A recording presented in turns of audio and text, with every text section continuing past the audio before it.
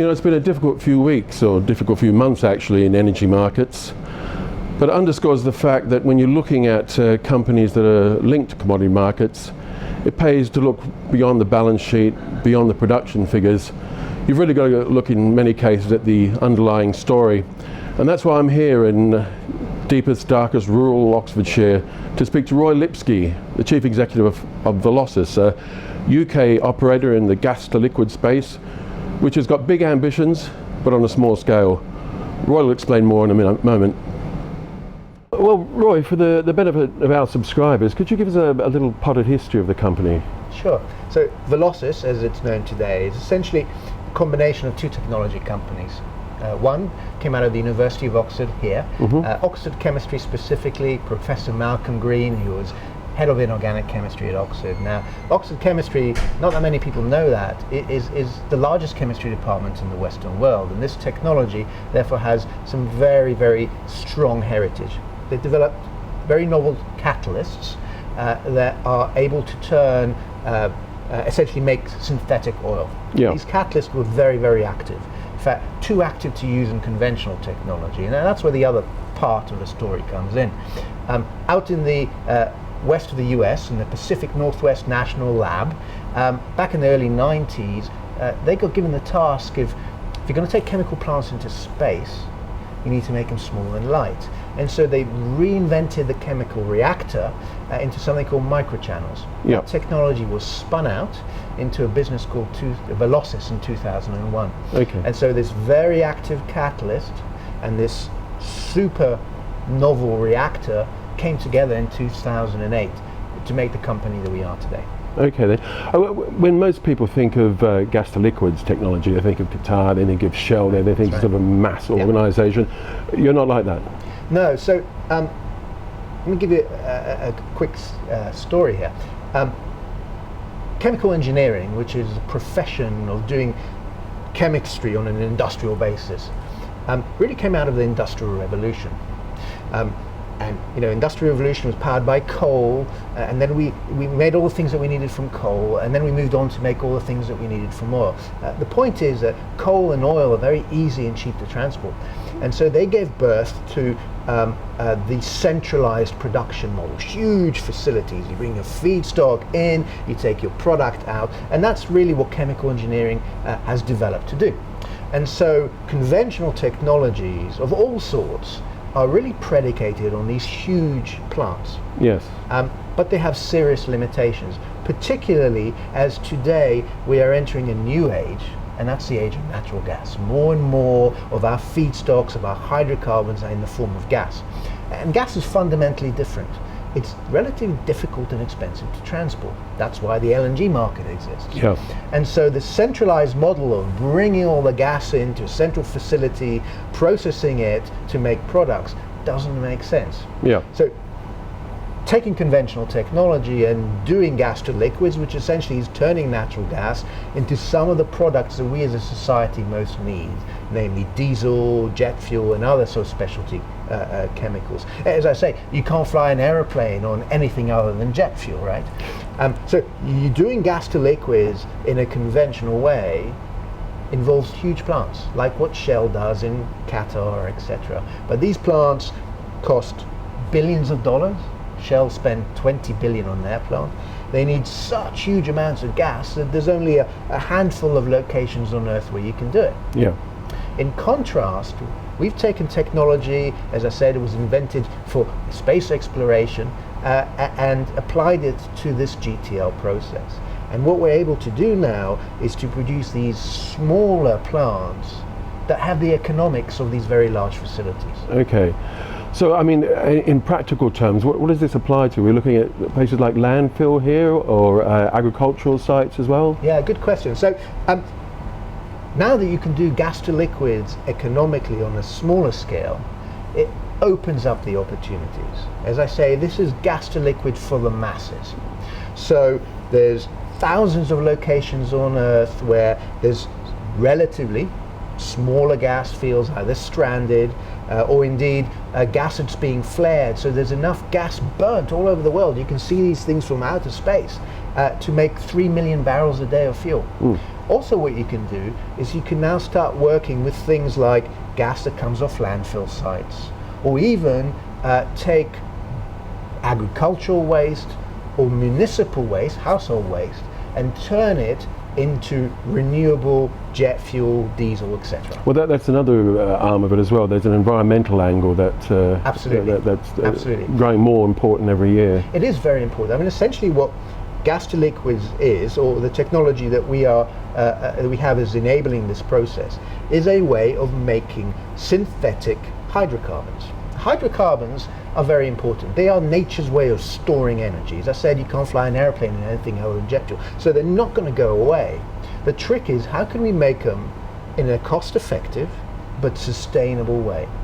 And the technology that we have enables a process that can take almost any form of carbon in and make these products that we use and we need that are direct drop-ins, so you don't have to change the engines or anything like that. So for example, you can take wastes, all kinds of wastes, carbon-containing waste from households, from agriculture, from industry. You can take gas that's coming off landfills and use that, etc. And I believe going forwards, this is going to become an increasingly important mix of what we do as a society. In a sense, it's a very advanced form of recycling. Yeah, I think the general theme is we're going to have a diversified energy mix going forward, and this sort of feeds into it. Yes. The facility we got here, there's one of four, three, and one under construction. That's right, and we have a commercial plant under construction in Oklahoma, in the US. And you'll be going to full-scale production probably early 2016. Okay. Another aspect of the company I wanted to ask you about as well is your IP. Yes. I mean, there was a legal victory earlier on this year, which sort of reinforced the status of that. Yes. So, Velocys as it is today really has pioneered this space of smaller scale production. When we first started, this was like blasphemy. Chemical engineering was all about scale. Yeah. So in the process of doing that, we've really forged a new territory and have developed one of the largest patent portfolios in the world in this space. We have over 900 patents worldwide. Okay. So intellectual property is key to what we do. But most people like to focus on the patents.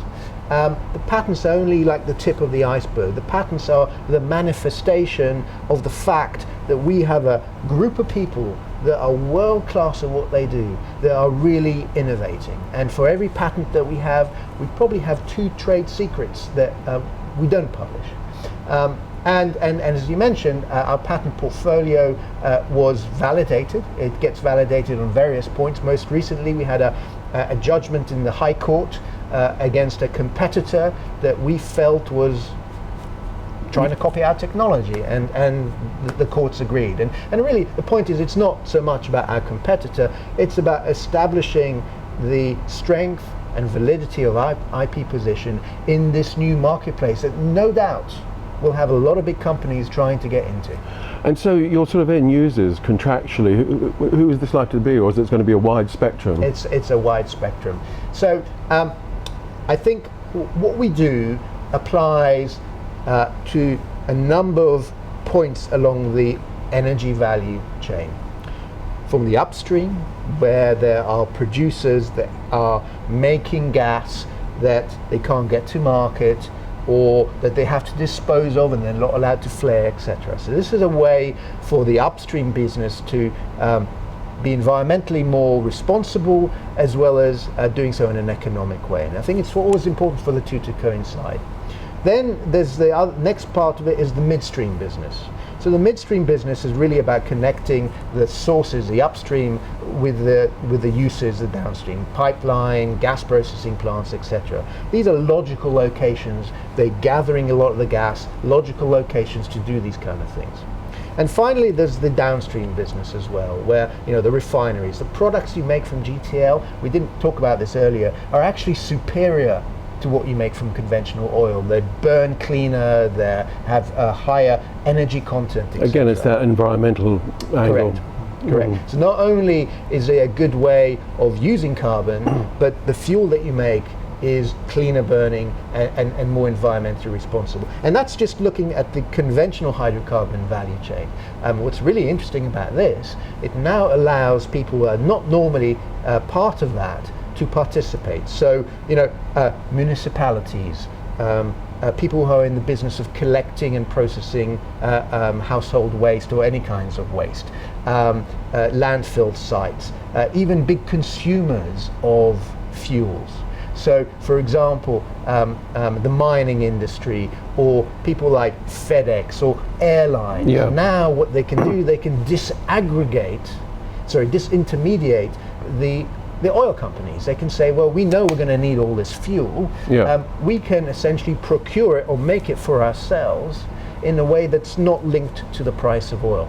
So, for example, we have a project here in the UK that involves British Airways, where they're looking to turn household waste from London into renewable jet fuel. Oh, okay. So, in many ways, 2014 was a tremendous year for you. Absolutely. Operationally. Yes. What have we got to look forward to over the next year? What should our readers be looking at? Very interesting. So, as your readers may well know, we did a very successful fundraise in the last September time of 2014. And that'll take you through to first production at the Oklahoma plant? So we have sufficient cash for at least 2-3 years, and we believe it will kind of take us through into being a very different business from where we are today.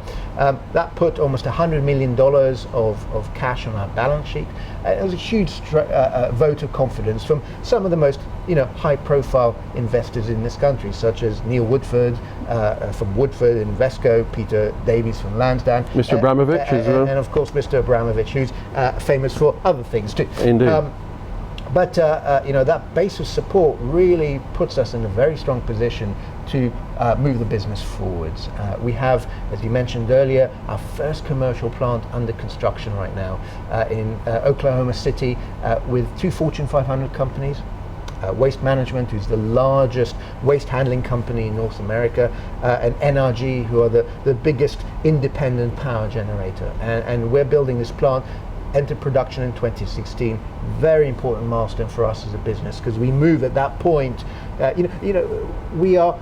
So jump around here a little bit, but we are in a typical technology adoption curve. The hardest thing for companies like us is to get that first adopter. Sure. It's where most technology companies fail. So we've got that plant's under construction. When it enters construction in 2016, that's when you move to the mainstream.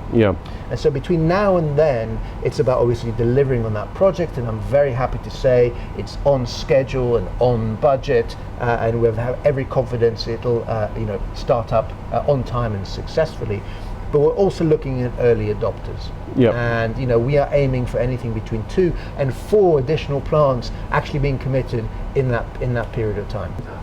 Well, given at the moment we've seen a sort of a fairly dramatic fall away in the price of crude, I mean, what are the implications for Velocys? It's a very good question. Now, one of the things that I've always been explaining to people is one of the key advantages of what we do is we can take the plant to the opportunity.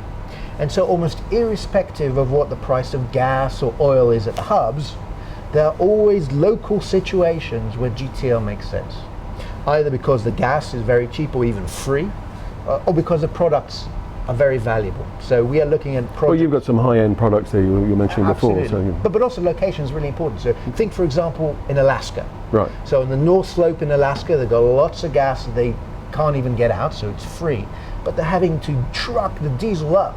Well, first ship it and then truck it all the way up. So the local price of diesel is hundreds of dollars a barrel.